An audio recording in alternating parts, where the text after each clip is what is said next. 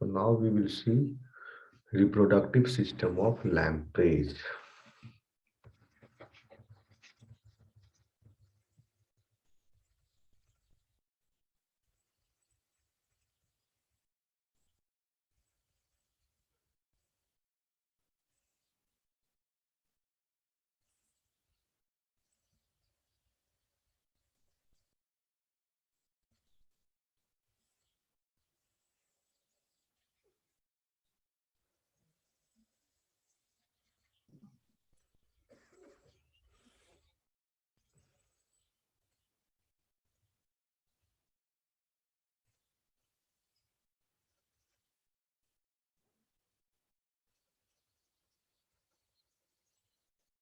Sexes are separate.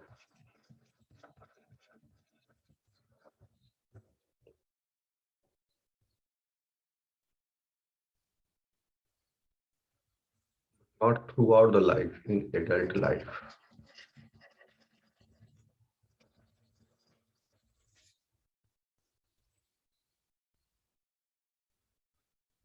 Gonad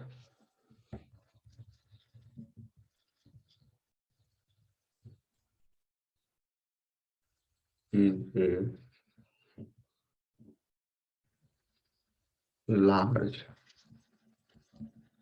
unpaired ridge.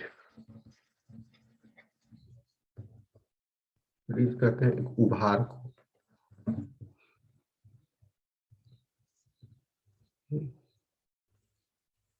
यहाँ उभार जैसा हुआ और लंबा है।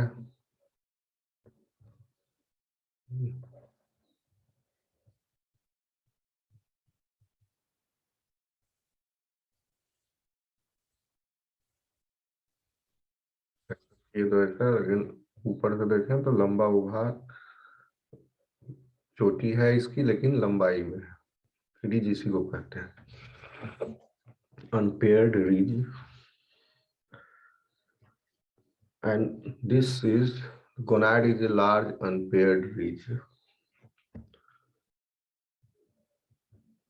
occupying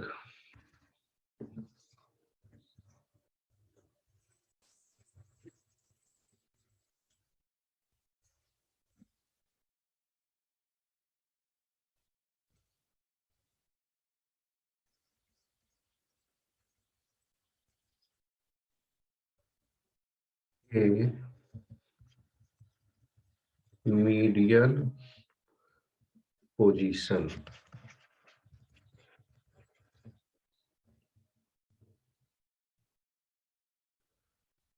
Median position to the mesonephros.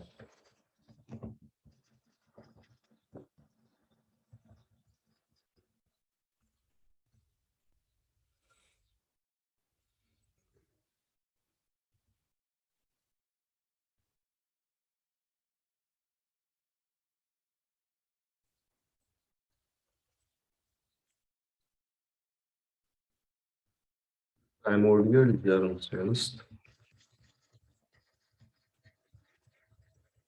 the cells which will become egg or ova in the future, those cells, or sperm in the future, these cells are called primordial germ cells.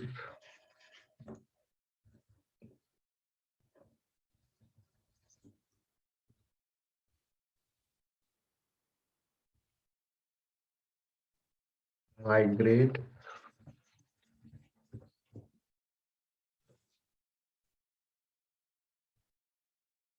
to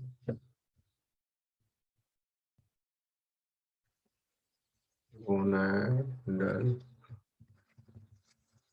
ridge and transform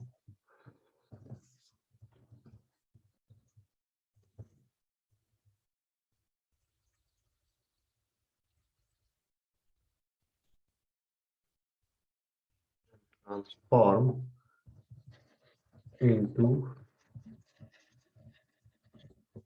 sperm और ओवा. Then differentiation of gonad takes place. This is about how gonad is developing. Okay. First of all, gonad is a large, unpaired ridge. कोई pairing नहीं है यहाँ पर. Gonad है पूरा. इधर that will be called as ovary और testis. Both ovary and testis are consisting of many follicles. Inside these follicles, primordial germ cells are developing into either sperm or ova. Primordial germ cells का या तो spermatogenesis या oogenesis होगा. ठीक है. किसमें spermatogenesis होगा, किसमें oogenesis होगा, ये डिफरेंशिएशन बाद में होता है, क्योंकि इसका लैम्प्रेज एनिमल का जो क्या बोलते हैं उसको, डेवलपमेंटल स्टेज जो है, एडल्ट नहीं, एडल्ट से पहले वाला लार्वल स्टेज, अमीसिट लार्वा. अमीसिट लार्वा के पास दोनों तरह के गोनाड होते हैं, mail gonad and female gonad both. So they are called as hermaphrodite, amicid larva, because it contains hermaphroditic gonad, and this hermaphroditic gonad contains both oocytes and spermatocytes. तो पहले क्या हुआ, सीक्वेंस ऑफ इवेंट को समझिए. पहले एक primordial एक रीज हुआ, लंबाई में. ये जो झोपड़ी होती है, इसका जो छप्पर है, ऐसे समझो, रीज इसको बोल सकते हो. ये रीज हो गया. अब इसको सामने से अगर देखेंगे फ्रंट से तो लगेगा कि ये एक पॉइंट है, लेकिन लैटरल साइड से देखेंगे तो एक पॉइंट जो उठा हुआ है पूरा लंबाई में, from anterior to posterior side, it is there. The same type of ridge there, and this gonadal ridge, and this is called gonadal ridge. ये प्रक्रिया कब हो रही है, आगे हम आपको लार्वल इसका लाइफ हिस्ट्री बताएंगे, लाइफ साइकिल. ये प्रक्रिया हो रही है when eggs, fertilized eggs are developing into, मेरी आवाज आ रही है आप लोगों तक? Yes, sir. So, yes, sir. Fertilized eggs are developing into through this morula होगा, एक का फर्टिलाइजेशन होगा, मोरुला होगा, ब्लास्टुला होगा, गैस्ट्रुला होगा. Okay. And then neural plate formation, then neural tube formation. Like these, all these events will occur, and finally fertilized egg will hatch into larval stage, a larva, and that larva is called ammophis larva. ठीक, इस larva को कहते हैं एमोफिस larva. उसके बाद ये larval stage, तो यहीं पर अब लाइफ यहाँ इतना बना दिया, लाइफ हिस्ट्री अभी समझ लो तो ये समझने में आसानी होगा। कब ये बच्चा है, कब जवान हुआ, कब बुढ़ा गया, कब मर जाएगा। फर्टिलाइज्ड एग हैच कर, फर्टिलाइज एग पर अभी बाद में आते हैं। सपोज यहाँ से स्टार्ट करो, बच्चा है, अमीसिक larva will change into adult form of the life, adult form। लेकिन इस प्रक्रिया में मेटामॉर्फोसिस होगी, तब मेटामॉर्फोसिस, देन एडल्ट फॉर्म, बहुत दिन तक ये अपना लाइफ साइकिल करते रहेगा। And this adult form is having, यहाँ पर सेक्सेस आर सेपरेट, हम लिख दिए ऊपर में, आप कहोगे सर लिख रहे हैं sexes are separate, sexes are separate in adult life. Okay, so in this adult form, sexes are separate. What it will do? Fertilization is external. So these adult forms of the individuals belonging to the colony, they will release sperms, they will discharge sperm, कहाँ से? From the urinogenital sinus.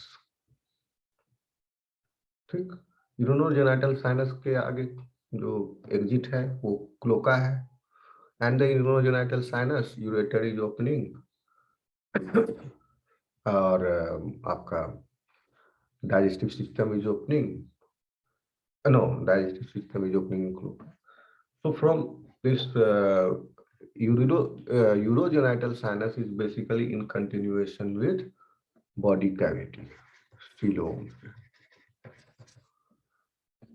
So from the sperm and ovary, when the animal is in adult stage,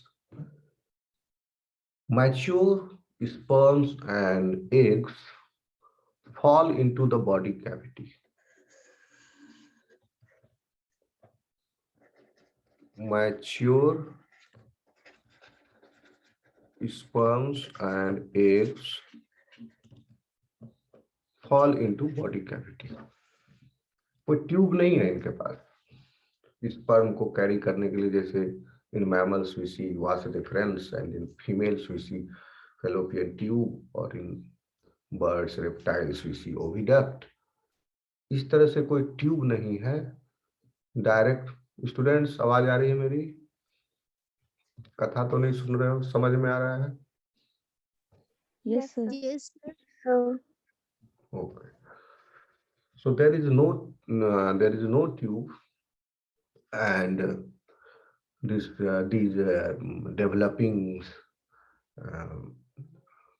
gametes fall directly into the body cavity, and from the body cavity it enters urogenital sinus.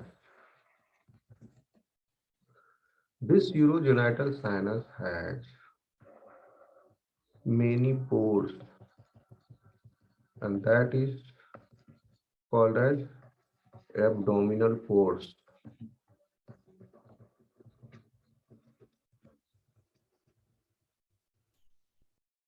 These pores are closed and opened.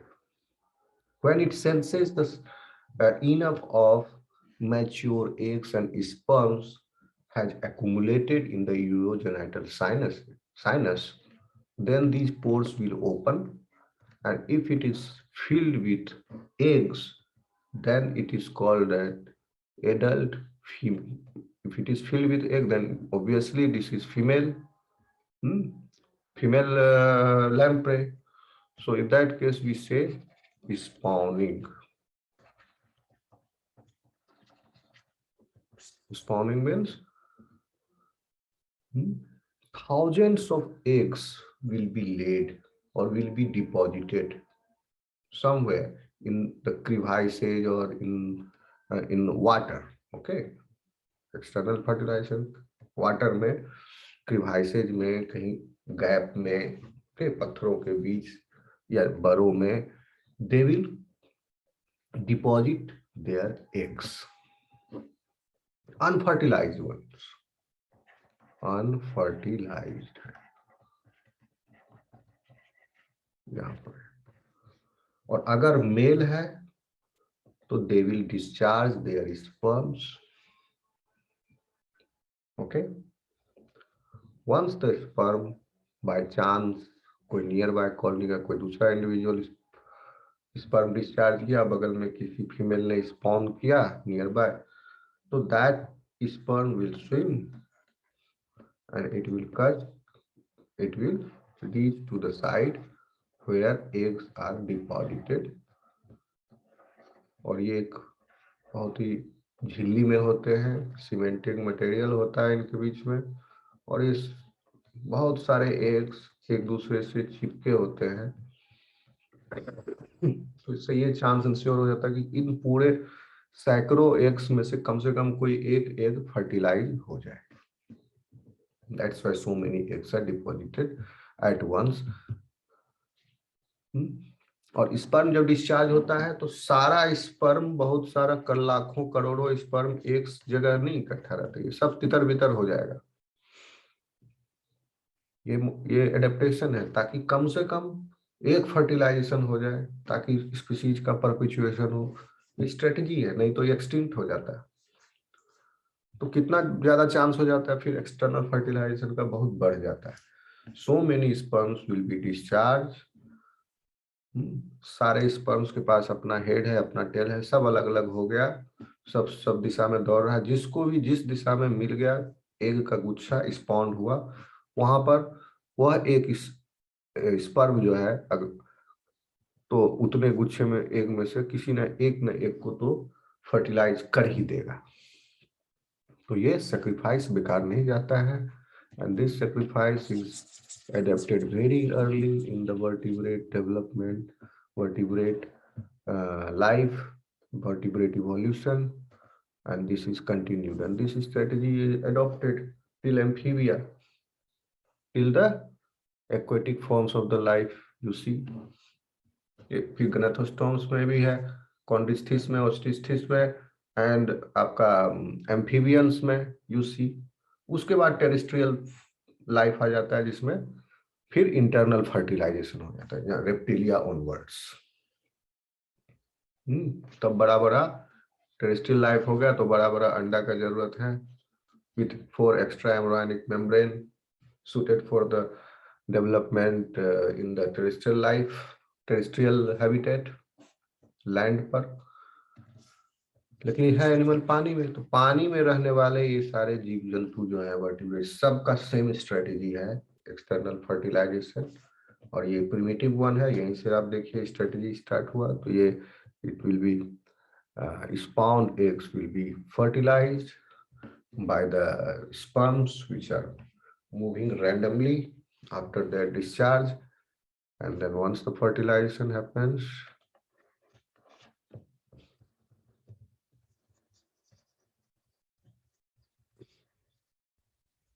after fertilization, what you get?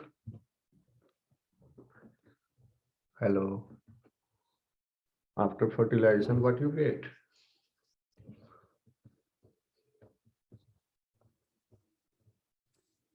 Zygote. Yes.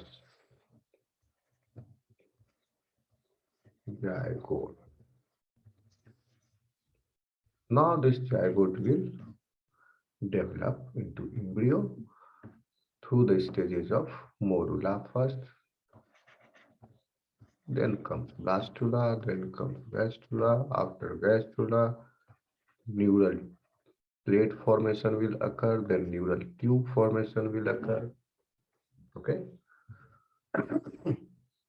And side by side myotomes are also developing from mesoderm और तीनों lateral तीनों germ line established हो गया है इसमें। Lateral mesoderm भी आ गया इस समय, एक्टोडर्म, एंडोडर्म दोनों पहले आ जाते हैं, उसके बाद मेसोडर्म आया, तो लेटरल मेसोडर्म भी स्टेब्लिश हो गया. Notochord formation will occur side by side along with the neural tube formation.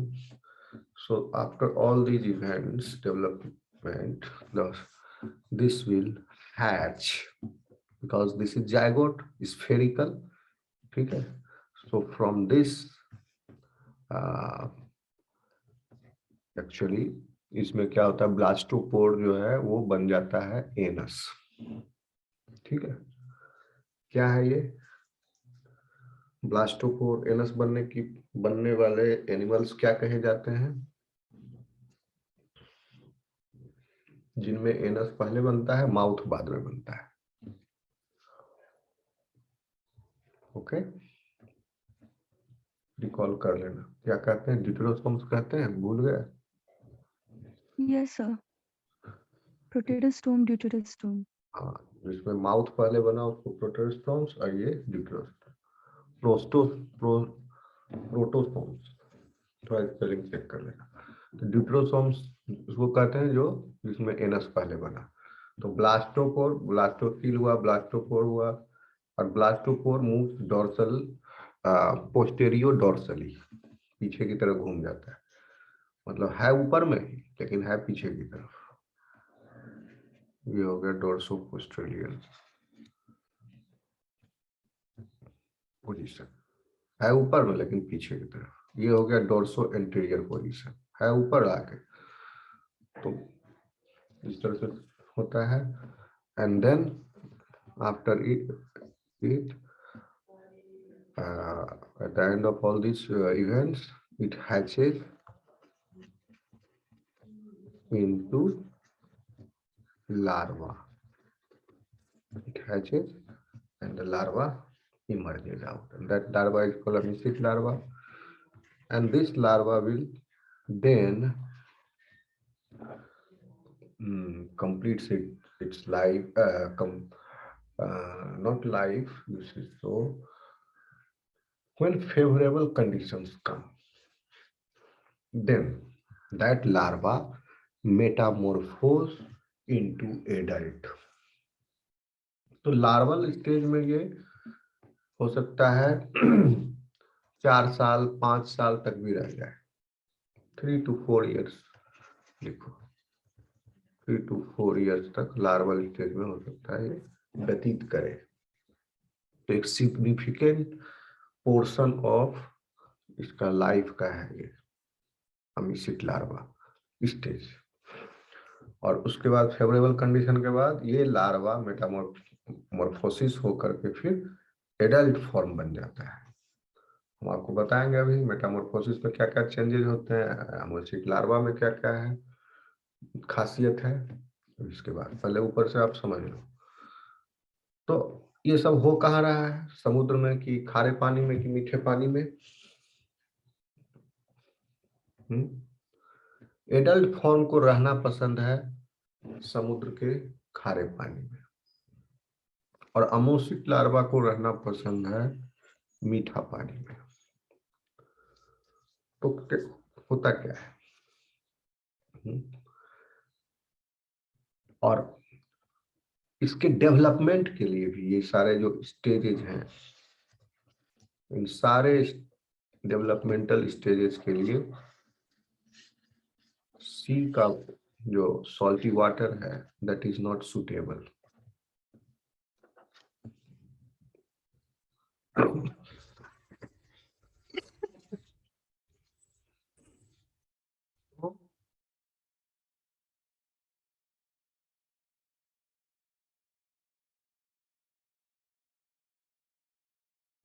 Hello student, hello, आवाज आ रही है क्या?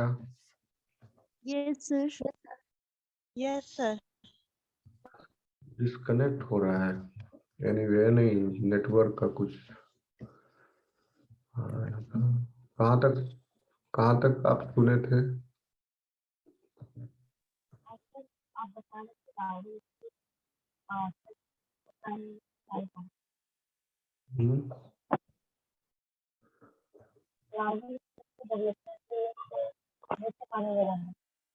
ओके, देखिए, ये लार्वा को रहना पसंद है मीठे पानी में और एडल्ट को रहना पसंद है नमकीन पानी में, क्योंकि ये डेवलपमेंटल स्टेजेस जो हैं ये सारे इनके लिए सुटेबल है फ्रेश वाटर। तो एडल्ट फॉर्म मेहनत करता है, ये जाता है कहाँ, रनिंग वाटर का सहारा लेकर। यानी अगर ये नदी है, इस नदी के पानी की धारा इस तरफ है,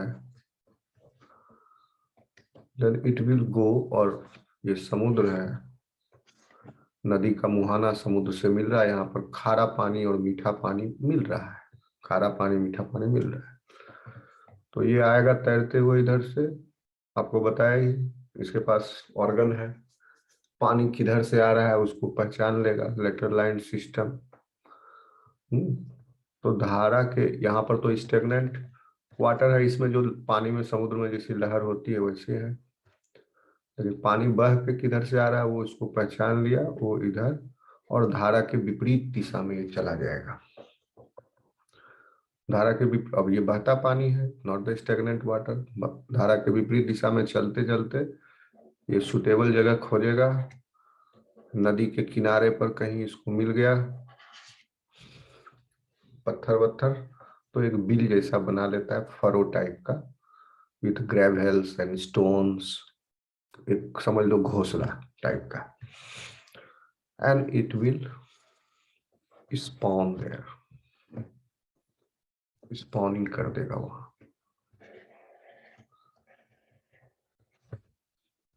ठीक, या स्पॉन किया हुआ इसको कहीं मिल गया, दिख गया कोई गड्ढे में, तो इट विल डिस्चार्ज, ठीक है, या कोई गड्ढा दिखते रहेगा तो डिस्चार्ज करते जाएगा इस पर, तो वहां अगर रहा स्पॉन किया हुआ एक तो फर्टिलाइज हो जाएंगे। लेकिन फ्रेश वाटर में सारी क्रिया हो रही है,